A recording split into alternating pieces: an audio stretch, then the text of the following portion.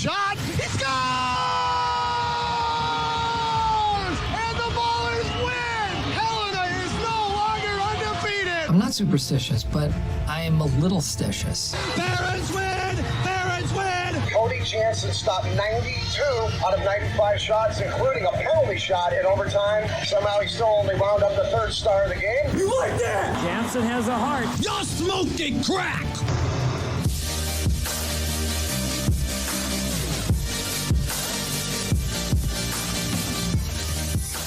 It's the Wednesday edition of World Hockey Report. It's Cody Jansen coming to you live from beautiful Alberta. We're in the Pro Rock Broadcast Studios. Let's fire it up. It's World Hockey Report presented by Lordco Auto Parts, the official auto parts retailer of Hockey Canada and Team Canada. If you're heading to the rink, Lordco is going to make sure you got everything you need for a smooth ride. From bright white headlight replacement bulbs for increased visibility during early morning or late night commutes to battery maintainers. They're going to make sure your vehicle starts when the temperature drops. Visit the Lordco Auto Parts location today for knowledgeable service, quality parts, and accessories. Visit lordco.com to find a store near you. And I got an email from Daniel the other day, but they got some big news coming out here. You got to check out that. It's coming. It's going to be in the Edmonton area. You don't want to miss it. Big show on tap for today.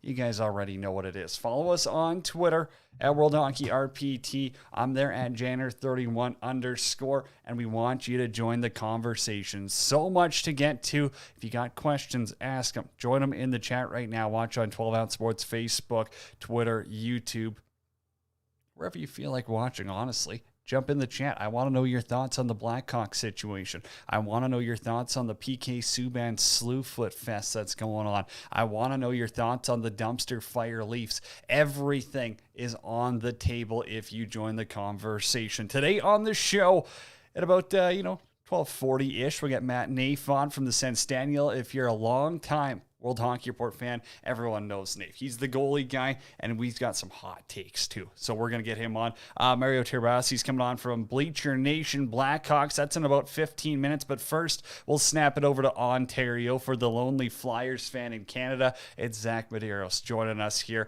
Oilers, Flyers tonight. We are going to get to that. I also got a couple of Duncan Keith quotes from his media availability today. You guys don't want to miss that. That's coming up later on in the show, but let's snap it over to Zach right now. And actually, before we talk Flyers and Oilers, I got to get your thoughts on this whole Blackhawks fiasco. Did they get it right in your mind? Do you think Quenneville's going to be coaching tonight? Give me your thoughts. What's running through the mind?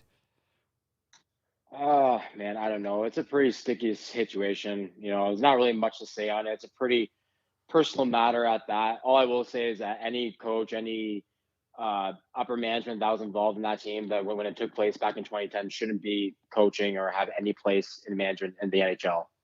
So there was some interesting comments, and I'm not here to call anyone a liar, but Duncan Keith did come out today and say that he had no clue of the incident until more recent. They kind of heard rumblings about why Brad had left the team and that he didn't really find out until the lawsuit. He still doesn't know who the players is. You've been a part of a team. I've been a part of a team. Do you think that really kept quiet throughout the dressing room? I think so. I mean, if you think about it, and, obviously I never had to deal with any type of situation like this throughout my football career, thank goodness.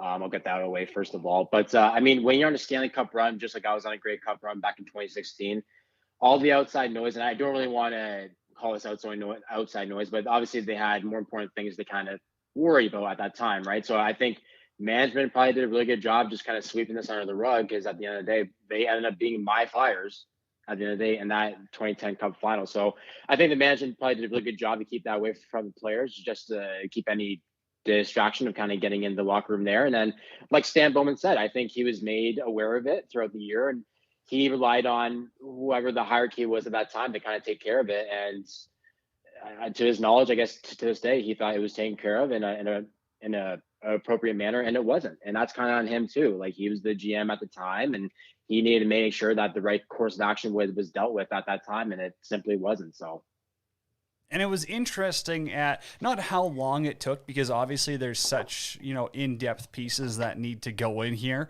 But I don't think that Stan should have ever started this season as the GM of this team with all of that going around. It's kind of like having Quenneville coach tonight in Florida. Like his meeting with Gary Bettman's tomorrow, we can all assume how that's going to go. There's no need for him to be involved until this is settled. It's either you're cleared or you're not.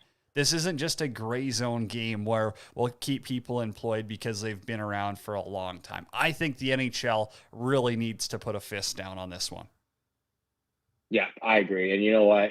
Sports are sports, obviously, but at the end of the day, there is that human factor, and the people who are victims and involved in this, it obviously leave a very bad taste in their mouth if these guys knew about it the entire time and still had their ranking as a head coach or as a GM or whatever the case is, and whoever was involved. So at the end of the day, it needs to be dealt with in an appropriate manner. And if they had any involvement in it or knew about it, they need to be dismissed immediately. Okay, I got one last one for you. I know it's not a fun thing to talk about, but again, you were an athlete as well, so I do appreciate your opinion here. What do you do if it comes out that players were notified of this, players were keeping quiet? What do you do then? I'm not pointing the finger at anyone. I'm not going to name anyone, but if all of a sudden some leaders or players were aware of it and were a part of the group that kept it quiet, do you kick him out of the league? Do you suspend him? I mean, I don't like hypotheticals, but honestly, we got to question it at one point in time. Oh man, that is a tough question. I mean, I hope for their sake that no one really knew much about it, if anything. And if they did, they should come out and just be transparent about the whole situation, and then let the NHL, like Gary Bettman, do his thing after that. Because who wants to be carrying a burden like that with them forever, right? If I were to guess, I would probably say no one's probably going to come out, even if they do know something about it, which is completely wrong. But for honesty's sake, that's probably the way. That's the ladder, right? As an athlete, you're probably not going to say much about it if you do know a little bit about the matter. Even though that's not the right thing to do, I think that's what's going to happen, and I wish there was more honesty along with it, but that's just my opinion on it. Now over to a more enjoyable subject to talk about. Let's be real. I mean, jeez, you came out of the gate there hot. Well, I mean, come on. We got to talk about the stuff people do want to hear our opinion on, and we're going to get to your thoughts on Coach Q and everything. This is for the people watching. Join the conversation anytime, 12-ounce sports. Also, get your Oilers Flyers predictions in right now on YouTube. That's where we're live. You can comment Facebook as well. And we do have a game tonight, and it's going to be a good one. It's our teams facing off. We're right here in oil country. You're a diehard Flyers fan, and they're going head-to-head for the first time in 2 years. Interesting lineup note. The Oilers are still splitting up McDavid and Draisaitl even at home. Now, this was something that Tippett thought maybe would work better on the road. Obviously, you don't have last change, but he's going to keep them apart. So, obviously, he liked what he saw from the team against Vegas and Arizona.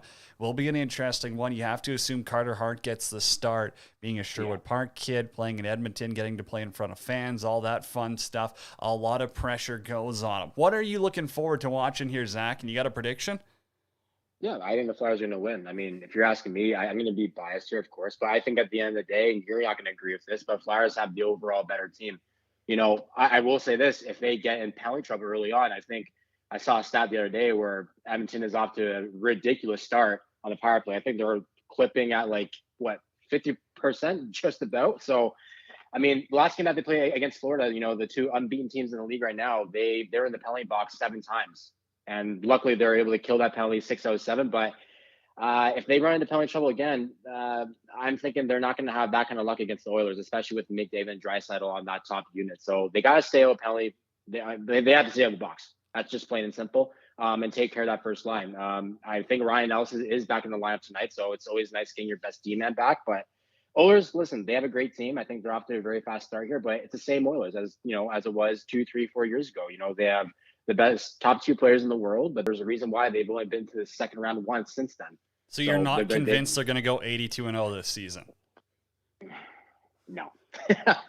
They're on pace, though. Close, they are on but pace. Yeah, that's all that matters. You're on pace until you're off pace. Okay, so let's talk Carter Hart here. This is a pretty big stage for him. This is not quite a make or break year, but you know how important this is. This is going to be his biggest pressure test yet. I would say arguably this is the most offensive team he's going to face potentially all season. How confident in him are you? Yeah, I like Hart. You know what? Even the games that he lost, a few of those goals were pretty fluky. I mean, if you saw the highlights, hopefully you'd agree with me. He hasn't had much puck luck. And again, last game against Florida, I think that was his biggest test of the year against against one of the probably contenders of this year's NHL, right? And I think he held up well, right? Obviously, the defense and being without Ryan Nelson for a night, that obviously that was alarming and it stood out, right? But I think for the most part, he held his own. He played well, and again, getting Ellis back tonight's huge, and I expect nothing from the Flyers other than winning tonight. So let's just get it done. How crucial is it for the Flyers to not just stay afloat while Kevin Hayes is out of the lineup, but still succeed? Because if you're not coming, I mean, what's his timeline for coming back? Isn't he still month plus? Yeah, he was supposed to be out. I think they were predicting the first 10 games of the year. So until then, they have Derek Brassard kind of filling in that second line role. And people could probably argue that that's been the best line for the Flyers with him, Farabee, and Atkinson on the wing there. So they look great. And I mean, listen, he doesn't have to play the entire year there, obviously, but having Derek Brassard as your second, probably when Hayes gets back as your third line center, I like their situation where it is. So they just need to keep it going and, keep filling in that void until Hayes gets back healthy. And we've been pretty open about ripping on the Leafs on this show. There's no shocker to that to anyone who's listened to us before. Do you think this team could actually miss the playoffs, Zach? I got to, with how much talent they have in their roster, I got to figure at some point that they're going to start to put it all together. I mean, they have gone off to a slow start. Obviously, their power play, and I know that they got a new power play coach during the offseason, and they don't look good there. They don't look good defensively, but they didn't make that many changes. Other than Hyman, they didn't really have a significant loss to their lineup. Maybe him and Freddie Anderson too, but at the same time, I think him and Anderson and Mrazek is kind of a wash, and I know Mrazek's hurt, but it shouldn't be this bad. Like the way it's going right now, I think the Leafs should be better, and I got to figure at some point they're going to start to turn around. If they do keep up this pace and they keep losing some more, I expect Keefe to be out, and if they somehow find their way on the outside looking in and don't make the playoffs, expect them to shake up this roster in the offseason. Mike's in the chat and he says, screw the Flyers. They killed the Kraken. There you go. Rando jumps in and says, thoughts on what's happening with the Newfoundland Growlers? Sounds like the city of St. John has a death wish at this point. I only caught up briefly on that, Rando, and essentially it looked like they were mistreating staff or something, and so they kicked him out while they're doing an investigation, but the AHL team's going to let him play. That's messy. And again, these are in-season investigations. That's tough. It's a bold move to kick him out. You got to assume lawsuits are coming, like mid-season, to do that to a professional team. You must have some, pretty bold evidence or something. Again, Randall, if you got more information, if I'm off on this story, definitely just fire it into the conversation there. Also, Mike, yes, the Kraken are in the Oilers division and they're screwed. So, I mean, the Flyers, I'm not going to say it's a 9-1 game tonight, but Zach, does it really... I guess, would you be more intimidated if McDavid and Draisaitl are on a line together or on driving separate lines? If you're Philly right now, like, what would you rather see? You get a choice, one or the other. I'd rather see them on separate lines. Are you kidding me? I don't want to see them on the first line together. That's a nightmare. But you don't think you can pair up the top two guys with the top two guys in Philly? I don't know. Ellis is good, but like, you don't think you can like pair up someone a little bit better? On the Oilers? No. Like, you don't think you can pair up two guys on the Flyers and say your job all night's just to stop these two? Like, instead of having to have two pairs go against them. It's the same thing, right? You always, their top line right now is Travis Konechny, Claude Giroux, and Sean Couturier, right? So I'd say Couturier and Giroux are probably the top two guys every night. And if I had it my way, I try and split them up. But they're also not McDavid and Draisaitl. So they, you know what I mean? Not even close. So I think them together, honestly, they do a lot more damage. I can understand why they split them up because the depth on the next three lines, it just isn't there other than RNH. But I mean, for me personally, them together that makes me nervous, man. I don't want to see them on the same line. I think having them split up is just as dangerous, if not more, because knowing how Draisaitl's improved, I mean, just these guys, they just get one little bit of puck luck and it's in the back of your net. They're that good. They're that deadly. Time will tell, though, on this. Rando hopped in the chat again, said City's been in a fight with the team all offseason. It's clearly dirty a fight at this point. That's just, I mean, that's a terrible place. So, you've seen it with all pro sports where there's just some locations that don't want them. And Mike says, thoughts on the Blackhawks scandal? Well, I guess we didn't talk about that enough at the start. But, Mike, I mean, to keep it short and sweet here, I think it took too long, frankly. I don't think Stan should have been managing this team while under investigation. I think there was enough evidence out to the point. I'm glad they did a full-scale investigation. I am glad that there's some names being held accountable. I still think more needs to be done. I think you got to dig a little bit deeper into Cheveldayoff. I think you got to dig a little deeper into Quenneville. And I'm not saying they have to be fired, but if this is true and if they've lied about what they know about the situation, then yeah, can their ass. Get them out of the league. We don't want them. Yeah. So Mike also says, the Panthers have a 2-goalie system. Is that good? It's good for the regular season, but come playoffs, you really need a number one guy. Am I wrong there, Zach? Yeah, no, I agree with that. You need the solidified number one. And I think maybe you saw the Islanders team from 2-3 years ago when they had Grice and Leonard in there back and forth. I think at some point it eventually caught up to them, right? Because it worked so well throughout the course of the regular season. But come playoff time, you're right. You need your bona fide starter. So I'm going to leave you with this one, and maybe it's an unfair comparison to have right now. But, Zach, if you're starting a team tomorrow, you got your own expansion franchise in Hamilton, who's your goalie? Who are you taking, Carter Hart or Spencer Knight? Oh, man, why you do this to me? You know who I'm going to choose. I got to do it. Come on. I got to do it. It's a question. It's Carter Hart. It's Carter Hart. I haven't really watched enough of Spencer Knight. I know he's a stud. I know he's a first-round pick for the Panthers, but I know what I'm getting with Carter Hart, and I know with the right pieces in front of him, he's going to be able to flourish. There you go. Carter Hart over Spencer Knight. He's taking it. Panthers are going down, and they're not going to get past the Flyers in playoffs. They're going to meet up. It's going to be all Flyers. You heard it here first. Zach Medeiros, Grey Cup Chap, joining us on World Hockey Report. We've got more Blackhawks talk coming right from the city of Chicago. It's Mario Tarabassi coming on from Bleacher Nation. That's Zach Medeiros. I'm Cody Jansen, World Hockey Report. Hey, Rando, if you're still in the chat, give us your SPHL power rankings. Let's hear it. Let's hear it from you. We got more Blackhawks talk next. It's World Hockey Report presented by Lordco Auto Parts.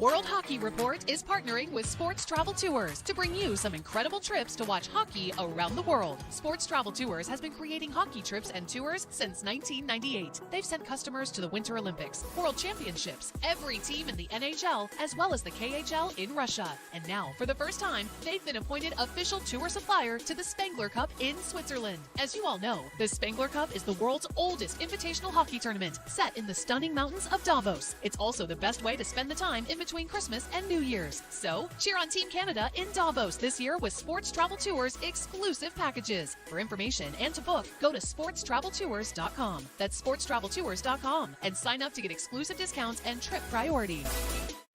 NFL fans hungry for a big win this week? DraftKings Sportsbook, an official sports betting partner of the NFL, has you covered. New customers can bet just $5 on any NFL team to win their game, and if they do, you win $200 in free bets. Winner, winner, chicken dinner. It's that simple. If Sportsbook isn't available in your state yet, DraftKings won't leave you empty-handed. Everyone can play for huge cash prizes all season long with DraftKings Daily Fantasy Sports Contest. DraftKings is giving all new customers a free shot at millions of dollars in total prizes with their first deposit. Download the DraftKings Sportsbook app now. Use promo code THPN. Bet just $5 on any NFL team to win their game and win $200 in free bets. If they win, you win with promo code THPN this week at DraftKings Sportsbook, an official sports betting partner of the NFL. Must be 21 years or older in New Jersey, Indiana, or Pennsylvania only. New customers only. Minimum $5 deposit and $1 wager, one per customer. Restrictions apply. See DraftKings.com/sportsbook for details. Gambling problem? Call 1-800-GAMBLER.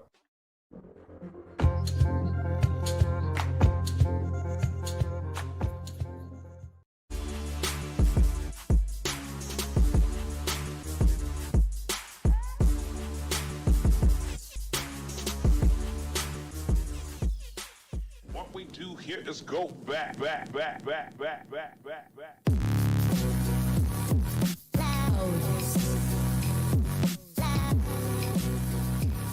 It's World Hockey Report presented by Lordco Auto Parts. Visit Lordco's in-store truck centers at select locations. Big things coming here in the Edmonton area with Lordco. I don't know how much I can tell you, but it will be out, and you guys are going to be pumped with that. All right, let's go to our next guest now. Obviously, I still got the Duncan Keith comments. We will get to those later on in the show.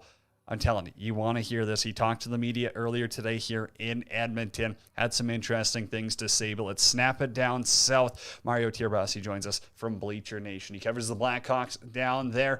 Mario, first off, and tell me if I'm wrong here, because this is, one of the drums I've been beating this morning, is do you think Stan Bowman should have been managing this team from the start of the season, or do you think he should have been placed on leave while they were getting investigated?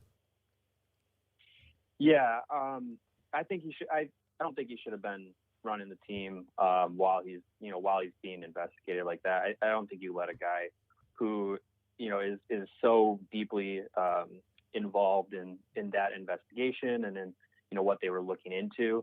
I don't think you let him control the team, making the decisions he did throughout the off season, and especially too to also give him or allow him to operate, for Team USA for the Olympics coming up. It just really didn't sit well that he was running both of those programs basically at the same time while being investigated. It didn't make sense to me. Do you think Coach Q coaches tonight down in Florida, or do you think they not grab common sense here, but sit him out?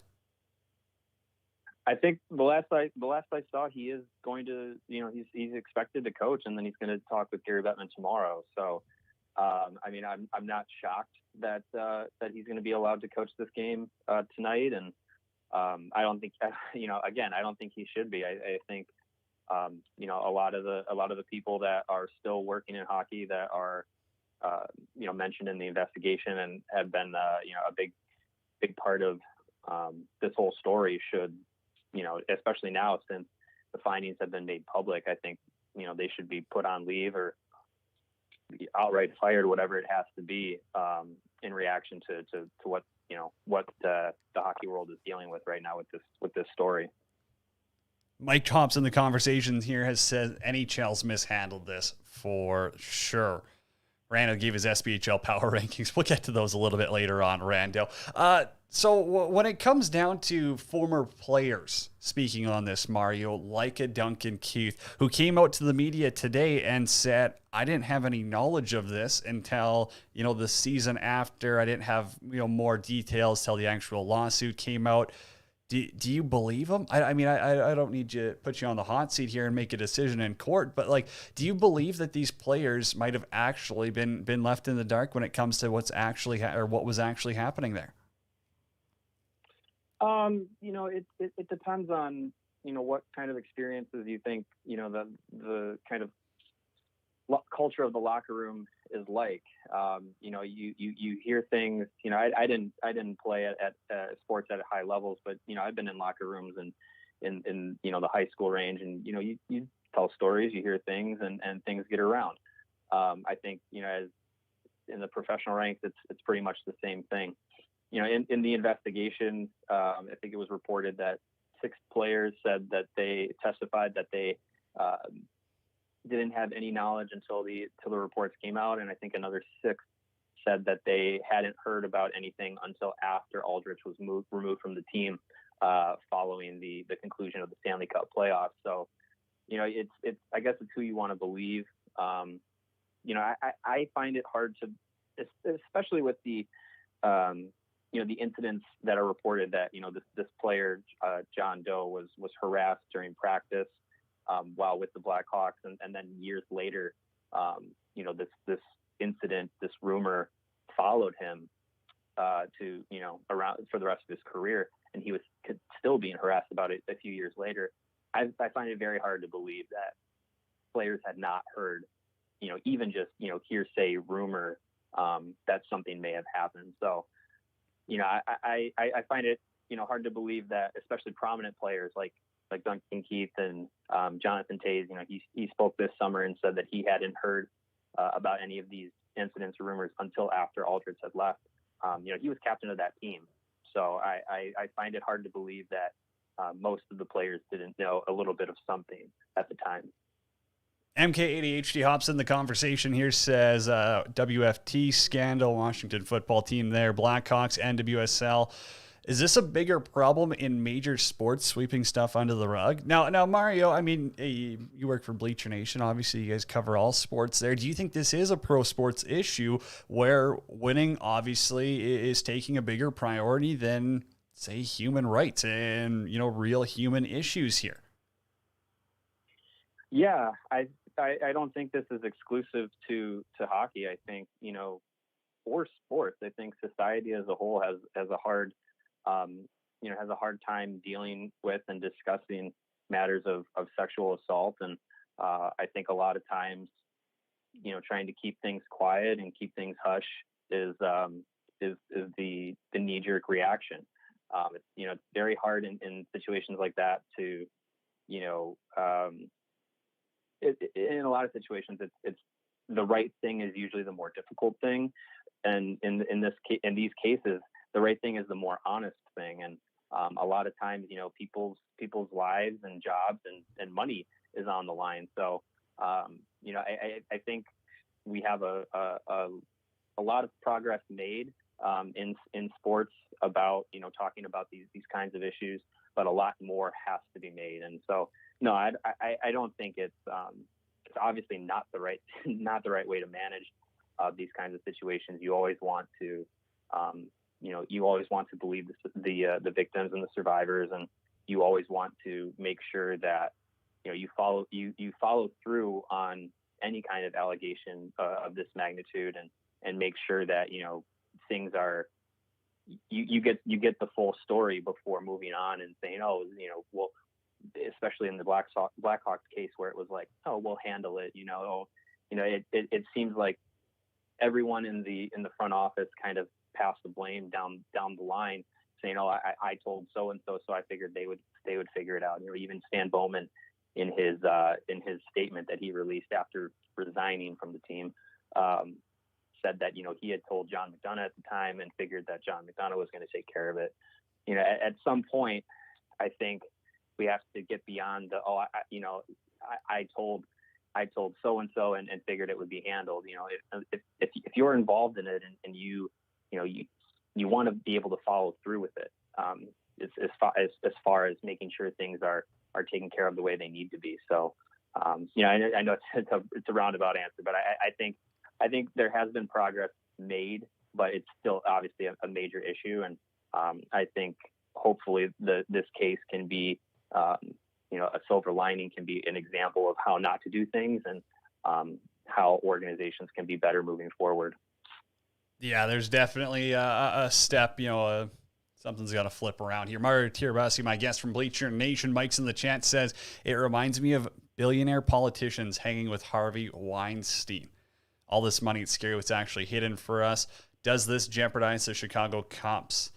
The architect of those teams. Bowman was the architect of those teams per ESPN. Well, I mean, I don't think you can take the cup away from anyone. I think Aldrich's name's got to come off the cup. That's number one for sure. But also, this one's sliding across my desk right now. Shout out to producer Bryce. The Tampa Bay Lightning say Nikita Kucherov is going to be out 8 to 10 weeks after undergoing unspecified lower body procedure today. 8 to 10 weeks for Kucherov, not on LTI to the end of playoffs. Now, Mario, I got two more for you, and they're about the actual team right now. Let's talk hockey because the Blackhawks have been a dumpster fire on the ice as well. And I want to get your 6-game assessment of Seth Jones here.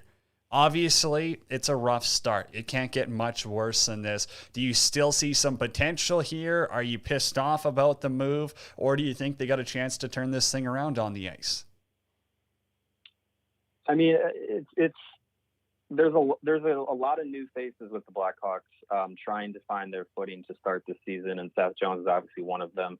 The defensive rotation is seeing some turnover from last year to this year, and guys getting used to each other, and communication on the ice. I think that's one thing that is still in progress. Guys are learning a new system under Jeremy Colleton coming in, and Seth Jones is again one of those guys trying to figure things out. So it's funny to say that the guy who's second on the team in points so far through 6 games has been atrocious, but he has been.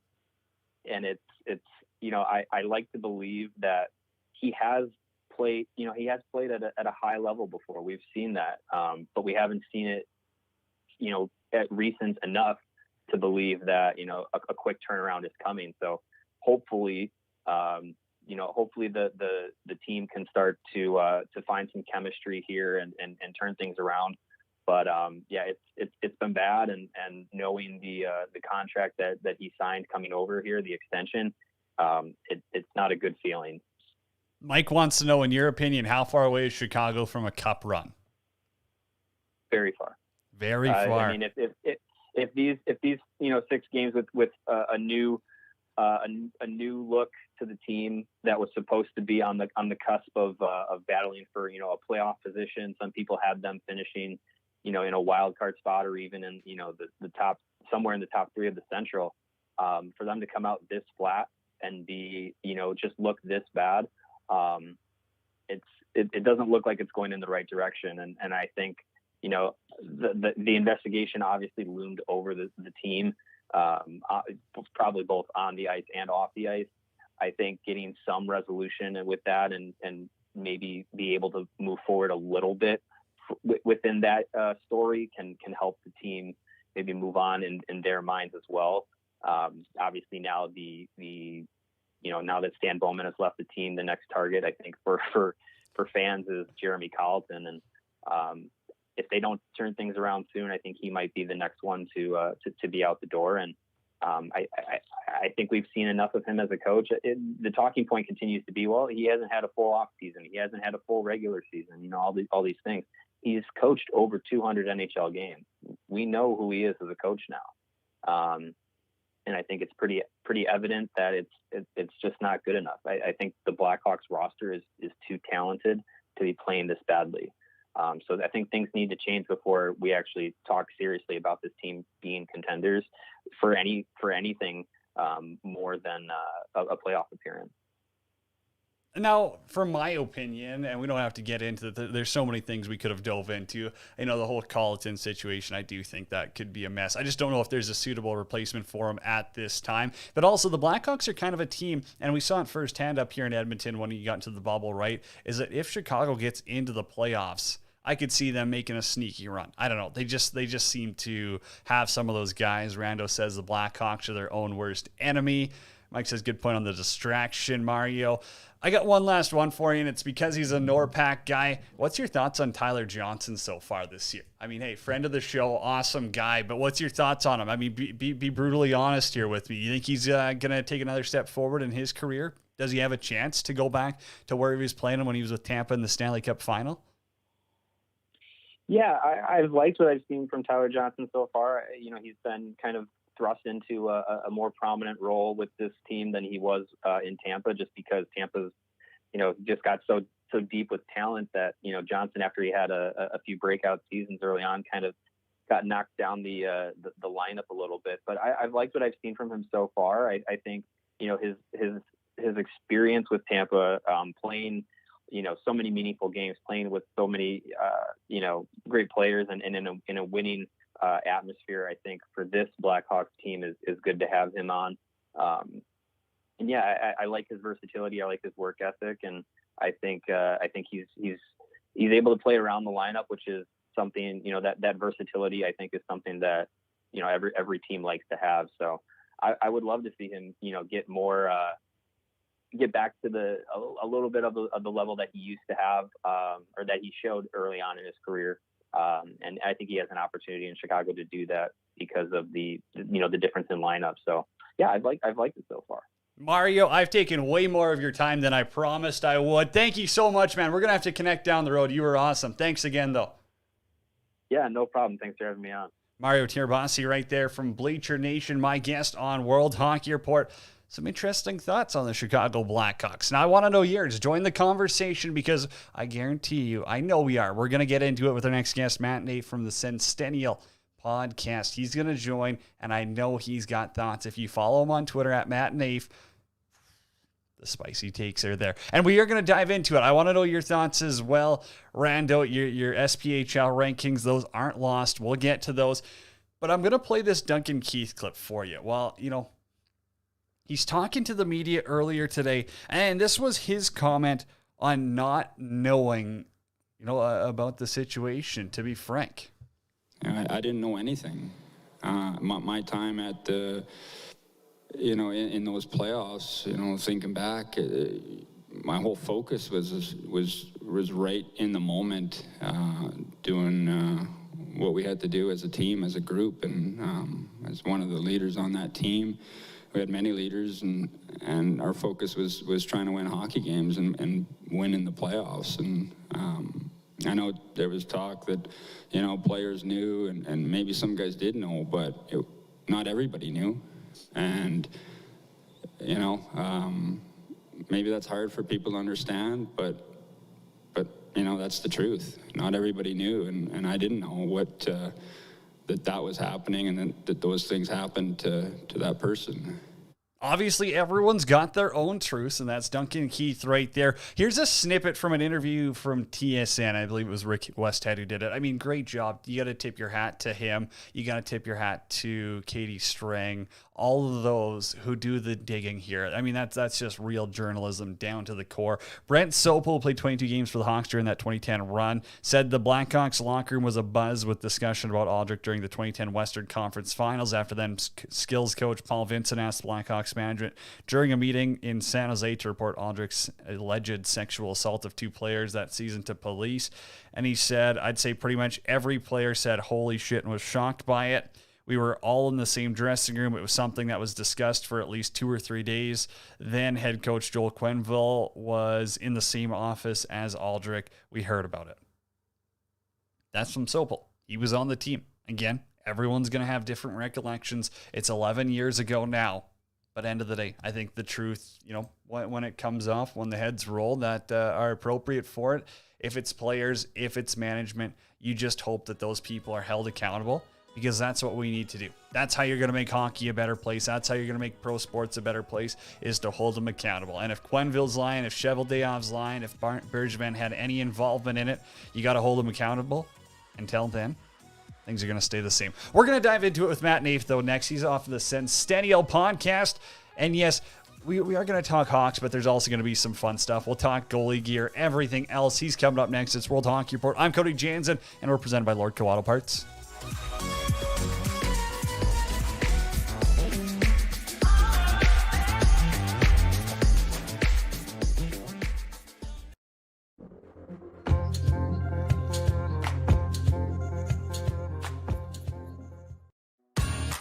World Hockey Report is partnering with Sports Travel Tours to bring you some incredible trips to watch hockey around the world. Sports Travel Tours has been creating hockey trips and tours since 1998. They've sent customers to the Winter Olympics, World Championships, every team in the NHL, as well as the KHL in Russia. And now, for the first time, they've been appointed official tour supplier to the Spengler Cup in Switzerland. As you all know, the Spengler Cup is the world's oldest invitational hockey tournament, set in the stunning mountains of Davos. It's also the best way to spend the time in between Christmas and New Year's. So, cheer on Team Canada in Davos this year with Sports Travel Tours exclusive packages. For information and to book, go to sportstraveltours.com. That's sportstraveltours.com, and sign up to get exclusive discounts and trip priority.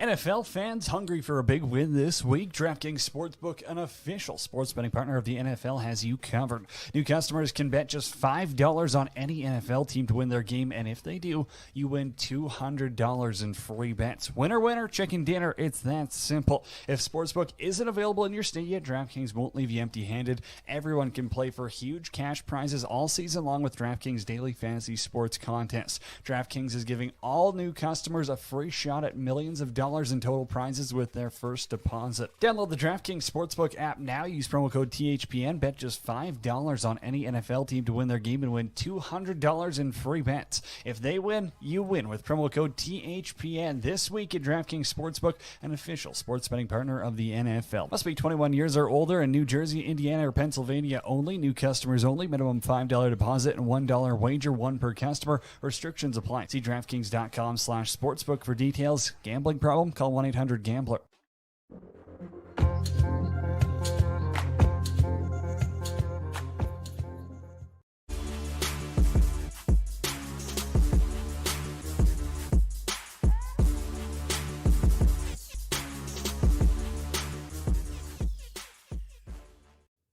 What we do here is go back.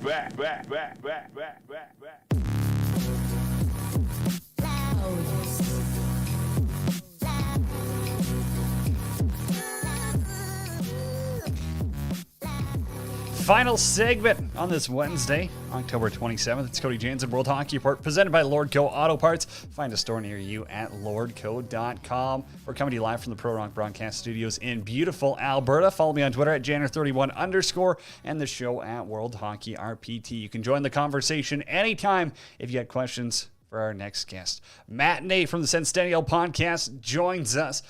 And again, I think we're kind of past the point of asking, should Quenneville be coaching tonight? Everyone in their right mind is going to say no. But Matt, what I want to know from you is, why do you think Gary Bettman wouldn't have that meeting with him today? Like, there's no way he had something that's a bigger priority than meeting with Joel Quenneville today. Why do you think this got pushed off? Is this a Gary Bettman scared to have the meeting? Do you think there actually was something came up where he couldn't have the meeting tomorrow, or what? Well, I mean, I guess maybe it just comes down to Gary saying, "Oh, he has a game tonight, so we can put it off." You know, that's a piss poor reasoning.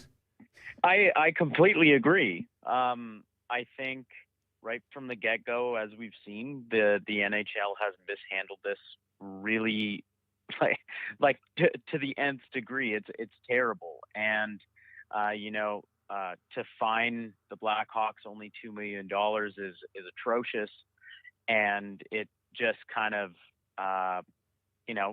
sets the expectations for why he's coaching tonight and why he's putting this meeting off. I mean, Cheveldayoff and Quenneville both lied about knowing.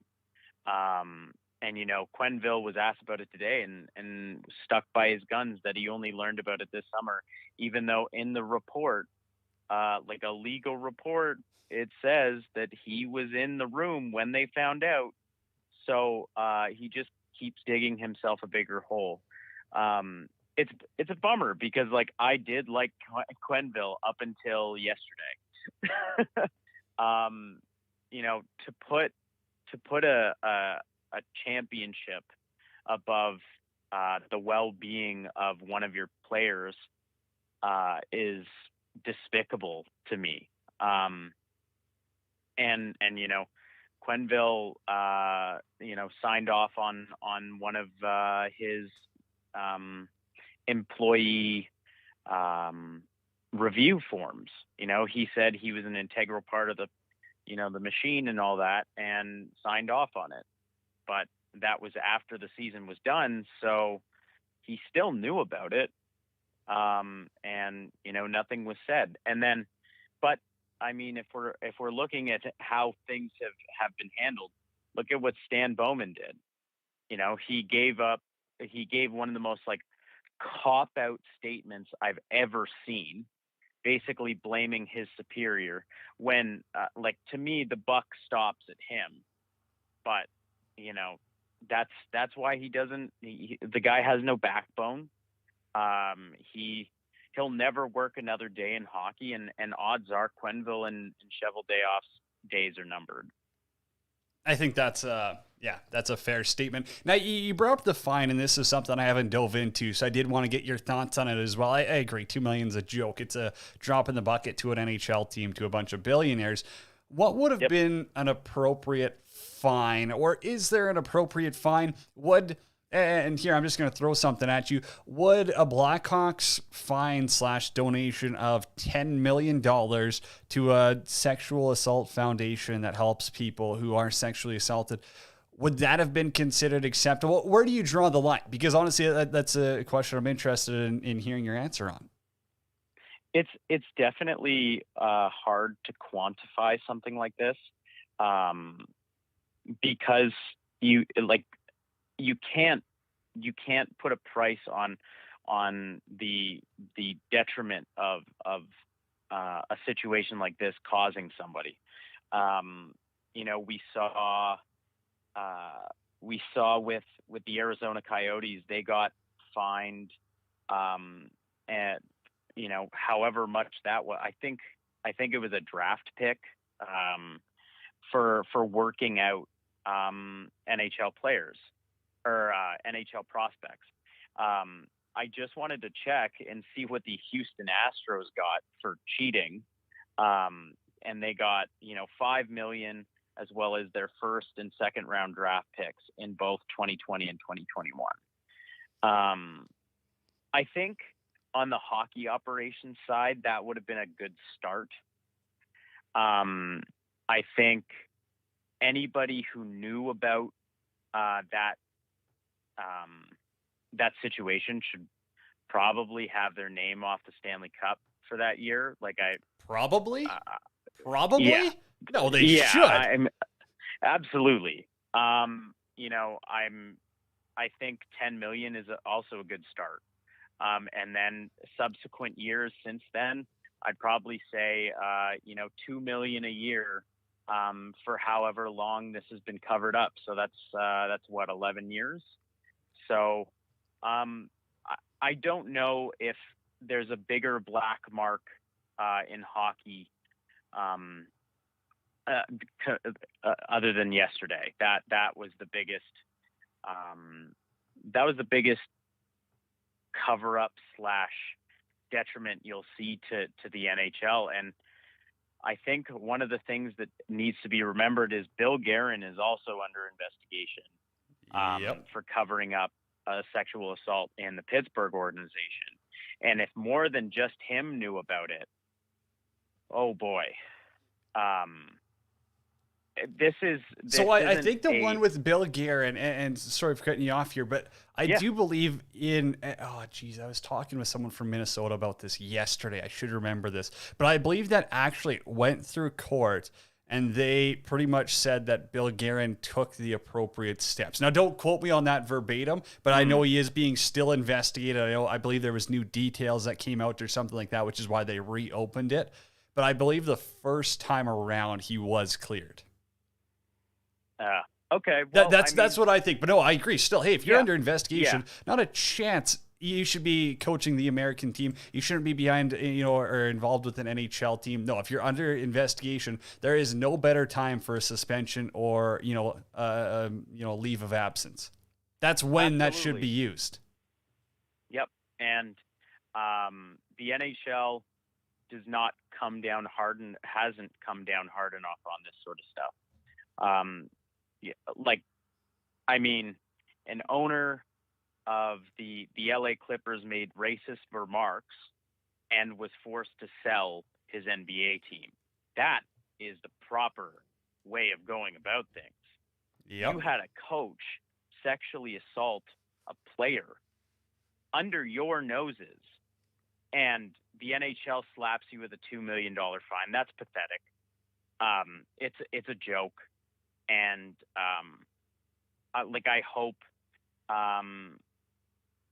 I hope we see more survivors coming out and telling their story, because somebody was able and strong enough, or not, I don't think strong enough is the right word, but felt comfortable enough to come forward with their story. And it's a monumental loss for the league lost here, and they're going to have to do a lot to fix this. Well said. Okay, I got one last one for you on this. So, and everyone's got their own story. I fully know that. Sopel's got his version of it. Duncan Keith has got his version of it. I'm sure Taves, Kane, Seabrook, anyone who's been a part of their organization has their own story, their own version of it. But Matt, and this can be a simple question, or you can go into detail if you want, but if it's found out that players on this team knew about it, and I don't know what appropriate steps would be, but let's just say they didn't take appropriate steps, what should happen with them? Is suspended for a year enough, or should they never play again in the NHL? I want to know your opinion. It's obviously a hard question. If they knew about it and didn't take action, So what would be appropriate action then? Is that bringing it to your superiors? Is that bringing it to Stan Bowman? Oh, I don't even think. I do remember hearing, guys like Sopel did bring it to from what I think it was Jim Gray or Gary, whoever, whatever his last name is. Jim Gary, sorry. And he was the mental sort of the mental health coach, I guess, or something to that effect. And, he said he would take it somewhere and nothing came of it. If players just swept it under the rug and just were okay with that, I don't hate the idea of them being suspended for a year. I agree. I think that's fair. And I appreciate you saying that and diving into it, because I also think that the NHL, that if players knew about it, you have to look into it a little bit deeper. It's not just, they knew about it, they should be suspended for life immediately. It's no, what steps did they take? Who was the one? Who were the guys making, insensitive comments, homophobic comments towards that player? Yeah. Because if you find out that's when you can say, okay, get out of the league. We don't need you here. We're a better place without you. That's the extra investigation, but obviously it has to come a lot quicker. I mean, the way the NHL's been sitting on this, I don't know. I mean, it's kind of sickening that it has taken this long. And the fact that Duncan Keith said that he wasn't interviewed as a part of the process, that raises some red flags to me. But again, I think time will tell. It's going to come out in due time. I really believe that. I really hope, we get some answers. And for those affected, like John Doe, I guarantee you there's more people who are affected. I can sit here and confidently say that there's definitely more to the story than we will ever know. I can guarantee you that. So we do hope that everyone can find peace with that. Matt, you're a goalie guy. We got to have some fun here for the last 5 minutes. We got to switch it up a little bit. Can we talk about, this is a terrible one, because I was just going to ask you about Marc-Andre Fleury, and because he's on Chicago. But can we, just strictly from a gear perspective, is it time we ditch this brown gear? I'm so sick of seeing brown goalie gear. It was cool for an outdoor classic, but now get rid of it, right? Am I wrong? Am I crazy? It's really funny because I have retro tan gear. I know. But I'm so sick of it, Matt. This is a 2-year fad. We can't be doing this every year. I love it. I think it's awesome because it matches everything. It goes really well with any jersey you're wearing. I mean, I like it a whole hell of a lot better than white. That's for sure. Did you see Anton Hudobin's setup that he's rocking for those thirds? I mean, I remember tweeting from the Centennial account, this is what Matt Murray should be doing. Yes. And he had some filthy setups with the Penguins, going all black with a nice 2 yellow streak on his SLR2s. They looked great. But now it's boring in his new True Gear. But, Forsberg and Gustafsson both have really excellent gear. I think there's a lot of really awesome gear nerds in the show right now. I really like Drieger's pads in Seattle. Those are really, really nice. Can we talk about Mike Smith's dark blues with the orange stripe? Yeah. Oh, yeah, that's hot. I think he's an old guy now. He's I'm just going to do whatever I want with them. And I appreciate that. I know there was that study a couple years ago from an Ottawa psychologist or something like that, saying, white pads throw off the shooter because they can't discern the pads from the ice. And I think that's bull crap. It's literally been ask an actual player if they really give a shit what color gear the goalie's wearing. None of them care. Yeah. So I think have fun with your gear. That's why you have it, right? To make saves and look good doing it. Okay, speaking of gear and looking good, I know Player Skates have kind of got into this, and shout out to the Skate Skins guys because they got cool stuff. Do you think we're going to start to see players go a little bit more all out? I'm not talking about custom painted player buckets, although that would be outrageous. But do you think players are going to start being a little unique with what they're doing? They've always had different stick colors. Pavelski always using a white stick. Marty St. Louis always using a yellow stick. What do you think players might start doing that with skates? Do you think they're going to get a little creative and be man, I want to showcase myself? Yeah, I hope so. I think having originality in the league is always a good thing. I know in the NFL, they some cleats will get custom done, and then the NFL makes them not wear them and stuff like that. Scumbags. But I think if you have an outlet like that, why not use it? Especially like, who's it affecting? You know, so I'm all for players showing some creativity with their gear. I think that's a fair one. Alrighty, Matt, man, I got to wrap things up here. We got a minute. You're the best. I appreciate you hopping on here. We'll have to dive into the Sens and Brady Tkachuk maybe once they win a game or two, right? Maybe once we'll do that. No, man, awesome. I appreciate you so much. Hey, anytime. Love the show. Love you, man. Go Oilers, right? Yeah, I can come on again.